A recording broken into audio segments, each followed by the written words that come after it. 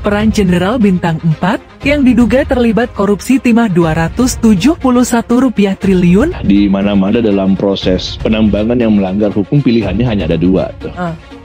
Yang pertama, biasanya menghindari aparat, lalu yang kedua bekerja sama dengan aparat atau pihak-pihak yang punya kuasa tuh. Nah, yang bekerja sama dengan aparat ini tentu akan memakan waktu yang lama untuk dibongkar. Dia berseragam karena dalam warna-warni kejahatan mereka tidak akan berhitung kalau tidak kepada aparat. Habis aparat biasanya mereka berhitung terhadap kelompok-kelompok kuat atau kelompok solid organisir. Ini orang yang kita duga mengorganisir sampai terjadi pembelian smelter. Smelter ini kan dibeli dari orang yang benar-benar kaya. Tetapi pembelinya tidak benar-benar kaya, unik kan? Kita lihatlah bagaimana perkembangan daripada penyidikan nanti, baru kita memberikan pendapat. Tapi kalau saya sebagai hanya membaca berita, tapi hanya saya bisa memberikan pendapat yang sifatnya umum. Memberikan penilaian terhadap perbuatannya Sandra, saya juga tidak bisa memberikan konklusi, tapi kita harus menghormati hasil suara kita tidak bersalah. Sekretaris DPP Indonesia Audit Watch IAOW Iskandar Sitorus mengatakan, seorang pensiunan Jenderal Bintang 4 diduga terlibat dalam kasus korupsi timah yang merugikan negara Rp271 triliun. Hal tersebut diungkap Iskandar di YouTube Uya Kuya TV yang tayang pada Selasa, 16 April tahun 2024 dengan judul "Ternyata ada sosok bintang 4 yang diduga terlibat korupsi timah 271T, ada oknum yang berkuasa yang sampai punya bintang 4 di pundak, mantan pensiunan, inisial B. Itu aja dulu," ujar Iskandar dilihat Jumat, 19 April tahun 2024. Iskandar menyebut Jenderal Bintang 4 berinisial B itu memiliki peran sebagai backingan Harvey Muiz dalam kasus korupsi timah. Bahkan, kata dia, Jenderal B ini punya kuasa lebih tinggi dibandingkan Harvey Muiz, Helena Lim, hingga Robert Bono Susatya RBS. Jenderal B dicurigai telah mengorganisir proyek tambang timah ilegal tersebut.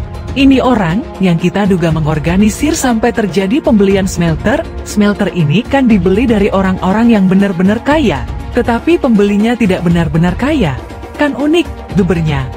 Kami sebut Helena Lim itu hanya keset kaki, di atas keset kaki itu sepatunya Harvey Muiz. Kemudian, Robert Bono Susatya alias RBS bertindak sebagai kaos kaki, kata dia.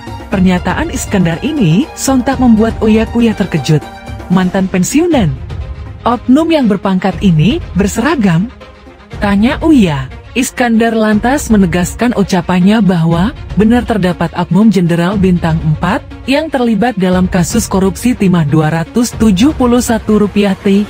Iskandar lantas menegaskan ucapannya bahwa benar terdapat oknum Jenderal Bintang 4 yang terlibat dalam kasus korupsi timah Rp271T. Nama pensiun Jenderal Bintang 4 diduga terseret dalam kasus mega korupsi PT Timah yang melibatkan suami artis Sandra Dewi, yaitu Harvey Muiz. Informasi tersebut dibongkar oleh Iskandar Sitorus selaku sekretaris dari DPP Indonesia Audit Watch dalam podcast bersama Uya Kuya yang diunggah Selasa 16 April tahun 2024 kemarin. Awalnya Iskandar Sitorus mengungkapkan kasus korupsi tersebut juga melibatkan sekitar belasan orang termasuk Helena Lim dan Harvey Muiz. Kemudian menurut Iskandar Sitorus, ada inisial baru yang terlibat dalam kasus korupsi yang merugikan negara hingga Rp271 triliun itu. Ia mengatakan bahwa orang tersebut memiliki jabatan penting sebagai abdi negara. Kami sebut Helena Lim itu hanya keset kaki, di atas keset kaki itu sepatunya Harvey Muiz. Kemudian, Robert Bono Susatya alias RBS bertindak sebagai kaos kaki yang berada di atas Harvey Muiz, suami Sandra Dewi.